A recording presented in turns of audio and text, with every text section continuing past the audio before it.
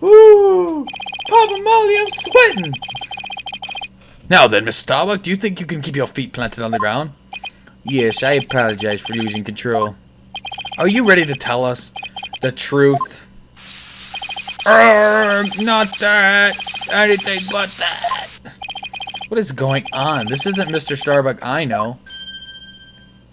Some anxiety pills, fam! It appears Space Boy is prone to deception. Witness. Yikes! Yes. I thought your story odd, but perhaps the inconsistencies can be explained as the result of a medical side effect. That's what I was just about to say! Prosecutor Blackwell, please don't talk about that. What are you talking about, Prosecutor Blackwell? Didn't I already state that Space Boy is ironically terrified of going into space? That's why I took some precautions just before the launch. For you see, traces of this anti-anxiety drug were found in his system. Oh, what is that, like Adderall or something? Or does Adderall make you more? I don't know. I sense things are about to nosedive. You got it all wrong. I told him during the investigation, too. I don't know anything about any drugs. I never took any medication, I swear. Alright, Barry Bonds. I was found in his system, but he doesn't remember taking it? How could that be? Somebody must have slipped them to me. But I guess maybe that's why I don't remember. Because of the side effects. Yeah, that's why I don't remember much about what really happened. Well, what?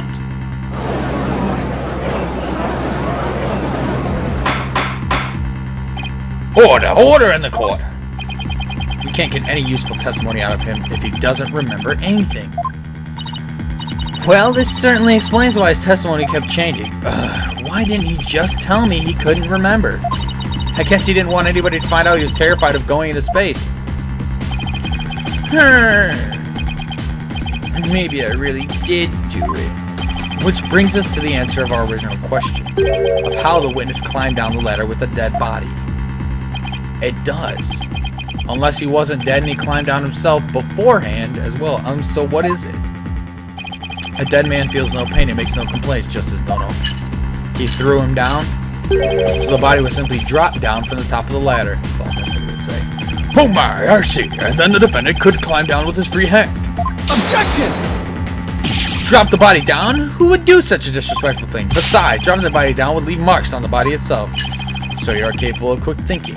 Yes, you are correct. Really? Oh, thanks. Just don't know. Huh? What's this? It's the oxygen tank from the victim's spacesuit. It ruptured, and I'm sure you can figure out why. Because it was dropped. You can't be implying a rupture when the defendant dropped the victim's body. I am, for they fracture easily when struck. Objection!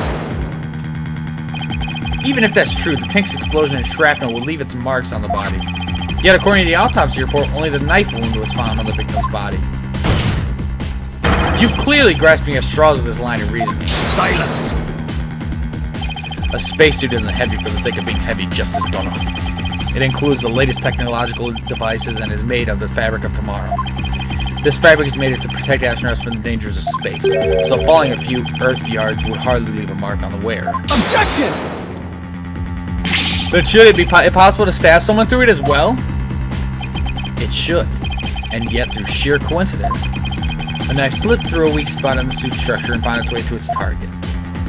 What are the chances? You forget that our killer is an astronaut himself with knowledge of how the suit works. He's got me there. And now my argument has been proven. Space Boy killed the victim in the rocket and they dropped his body from the upper level. After climbing down, he shouldered the body and made sure the camera recorded them. There's no room for debate about these facts. It is clear that Solomon Starbuck is the only one who could have killed Clay Terran. Here, the report regarding the astronaut's oxygen tank. Consider it my send-off gift. Feel free to use it as payment to cross the river Styx.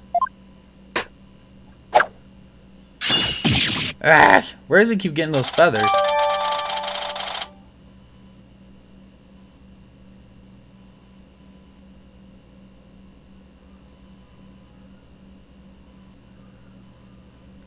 Oh, we got him right here. It said it was 0% left. Hey, this report is pretty detailed.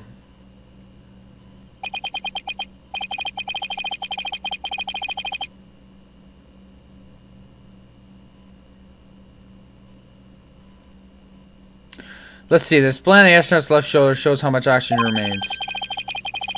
I guess that means these glowing cyan digits represent the amount of oxygen remaining, so he was at 50.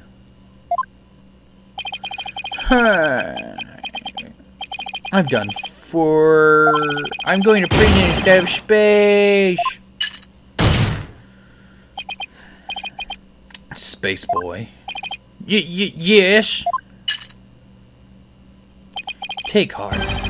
The bejeweled night sky is still beautiful, even when viewed through a bars. You mean the stars that are seen from prison? That's right. Your cell will be your spaceship. Picture the view through the iron bars. It's like being an astronaut in your own craft for all time. That's not a half bad thought. Mr. Starbuck, Prosecutor Blackwell got to him good. Spaceship, prison cell, fly me, my guilt and my despair into the deepest, darkest space. And then let's get sucked into a black hole together. Objection! Mr. Starbuck, you can't give up hope. Oh, yes, Apollo. You know Clay really looked up to you. He said you are an incredible man. He said you never give up your dreams and passion for space, no matter the situation. He said that? So don't give up now and help me prove your innocence. For the sake of the man who respected you and believed in you. Clay Terran. For Clay. You're wasting your breath. Whoa! Bro! Bro! You're wasting your breath. Apollo, thank you. I can see things clearly now. Mr. Starbuck, I'm fine now. Thanks for reminding me of my life's mission. Right, we'll both be fine. I'll prove you're innocent. You'll see. And after that, we'll get you back into space. Rah! You've ignited the booster rockets of my soul.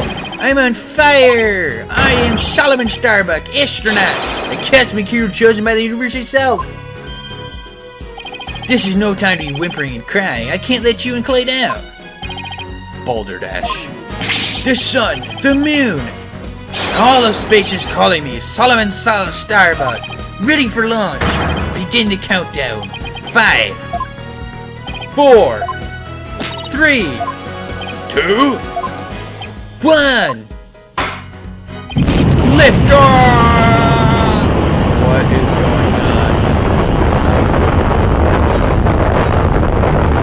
My boy is insane! Red! I feel like I've witnessed an actual rocket launch. Apollo, you did it!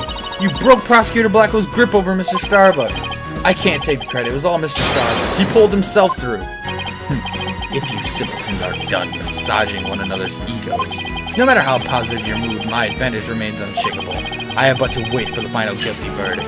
Isn't that right, your baldness? God, I can't let up now. I have to stop Blackwell. I have to see this through. Mr. Starbuck just has to make it back into space. I won't allow Clay's dreams to remain unfulfilled. I've got to destroy Blackwell's argument somehow. Think, Justice, think. If the only people at the launch pad were Clay and Mr. Starbuck, and if Clay was already dead by the time the footage was taken, then the only person who could have killed him is Mr. Starbuck.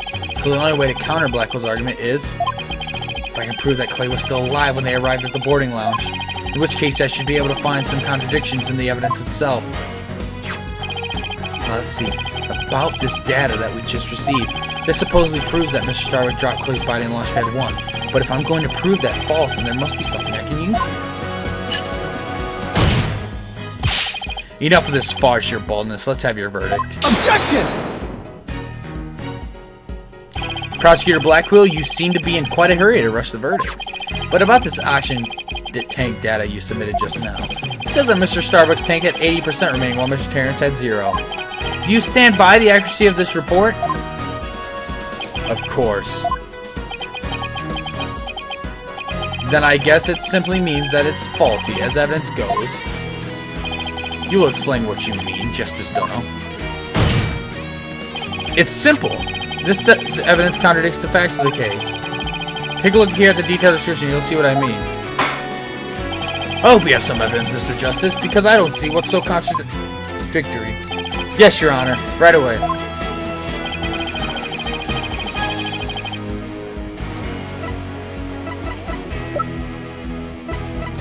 Where's that footage?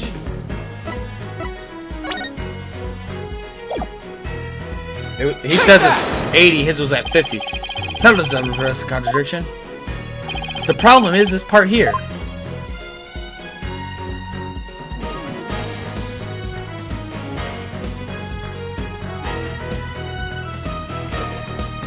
Take that! Note the remaining oxygen in Mr. Starbuck's tank as he carries Mr. Tarrant. It appears to say 50. Yes, but according to the data, our client's tank had 80% remaining. The oxygen in the tank increased. I see, Your Honor finds it as strange as I do. It's bad enough that there's a contradiction, but the increase in oxygen is beyond illogical. Oh my, you're absolutely right. What is going on here? Silence! I too find it odd that the oxygen remaining has increased. It would be as odd as if my rations were to increase. But what does that prove? It doesn't change the fact that it's the defendant carrying the victim's corpse. Objection! Heh, I'm going to bet you don't get more rations because you don't abide by the rules. Either way, the oxygen remaining shouldn't increase just as your rations don't increase. Therefore, this new information, it's critical. We can't overlook it. Silence! In that case, do you have an answer to this riddle of the mysteriously increasing oxygen? You better not at this point, or I'll declare the inconsistency as mere equipment and malfunction. Urgh! Prosecutor Blackwell has a point. I suppose it could be a simple malfunction. Mr. Justice, if you cannot provide an accurate counter-argument to this point, I'm afraid I must bring this trial to an end. So do you think you can explain why the remaining oxygen level increased? Of course I can. The thing to do at a time like this is turn my thinking around. Mr. Starbuck has no memory of it, but he claims to have carried clay. So this man with 50 on his tank ought to be Mr. Starbuck. But if anything, the display on his oxygen tank should have shown 8 and 80.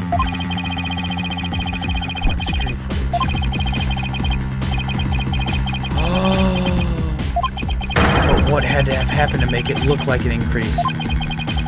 Okay, let me think here. Am I making some kind of mistake in my base assumptions here? Mr. Clay's oxygen tank isn't exploded. Remember, it's just we're waiting. Yes, Your Honor. I'm ready to answer.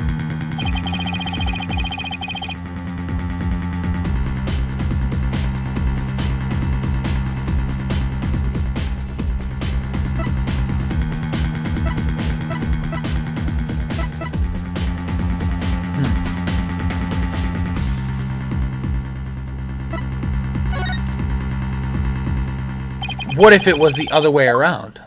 The other way around? Would you care to explain, Mr. Justice? As you can see, Your Honor, both men had their helmets on in this footage. But it turns out this is where our base assumptions went astray. We assumed that it was Mr. Starbuck helping Mr. Tarrant, but it was the other way around. It wasn't Mr. Starbuck helping Mr. Tarrant at all. It was Mr. Tarrant who was helping Mr. Starbuck to the boarding lounge. Ah, perfect! Yes! It was what? Yes, that makes total sense. I didn't even think about it, I guess. Order! Order! Mr. Justice, you mean to tell me that the person on the right in this image is the victim? Clay Tarrant? It's the only way the riddle of the increasing oxygen level can be solved, Your Honor. At this point in time, the remaining oxygen in the victim's tank was at 50%. And when the victim was found in the boarding lounge, his tank was at 0%. That's right. There's nothing contradictory about the oxygen level decreasing. This means Mr. Tarrant was alive as they made their escape to the lounge. Silence! You don't know anything, Blackwell. Shut up! How short your memory was. Have you forgotten what you yourself proposed? Even if the victim was alive at this point in time. How did he descend the ladder with his arms full? Objection! Prosecutor Blackwell, you can't hurt me with a broken blade. Excuse me? It's true that we don't know how they got down the ladder. I suppose that matter needs further investigating. But we have proven that Mr. Tarrant was alive when he reached the boarding lounge. This fact alone shatters your claims. and opens up the possibility the victim could have been killed by a third party. Gah! There were 2 people who claimed to be the first on the scene, but can we truly trust their statements? Let's see. The 2 people were Detective Candace Arme and Yuri Cosmos, right? You think that one of them might have given a false statement to the police? Yes, it's certainly possible. We might have to do a little more digging. Seems we'll have to hear the testimony of these first 2 people on the scene. Score! Come to think of it, Detective Arme, should he be in court right now? Bailiff, could you please show Detective Arme to the stand?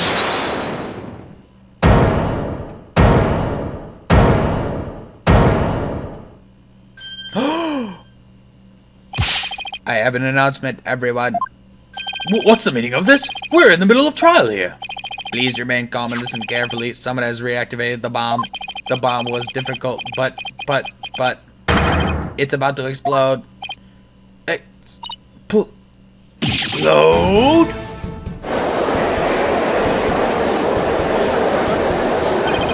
A bomb now? Ah, everybody run! I don't want to die!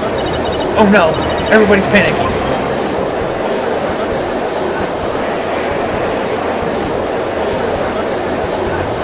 Silence. Headless chickens with a death wish to a lot of you. Calm yourselves before all else. Come on, Apollo, let's get out of here. But what about Mr. Starbuck's dream? And who will carry out Clay's final wish? I don't care what happens to me. I'm not letting some bomb blow the truth up forever. I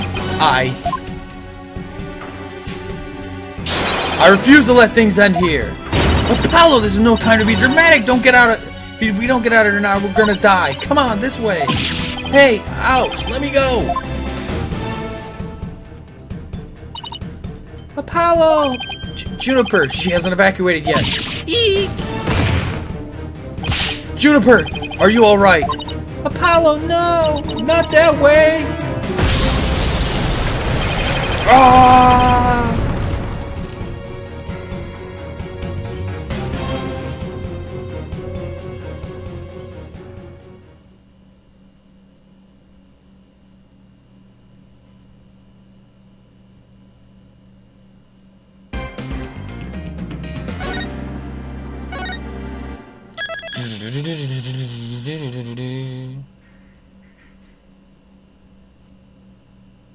Alright, y'all. We are going to end it here. This was awesome. I think I understand this case a lot more than a lot of the other ones. But I guess playing this game, I've become sort of an expert investigator, per se. But there's still a lot more to learn about this. Dude, I'm so excited. I actually like this case because I'm actually know what I'm doing. I didn't feel like I knew what I was doing the last 3 cases, but this one... Yeah, space, bruh. So anyway, I want to thank you guys for watching this session of Phoenix Wright Ace Attorney. There's going to be more. We're going to finish this game. It's been like 2 years since I started playing this game, so we got to get it finished. Anyway, I want to thank you guys for watching. I hope you guys have the rest of your day. Stay tuned for more Phoenix Wright Ace Attorney Dual Destinies next time.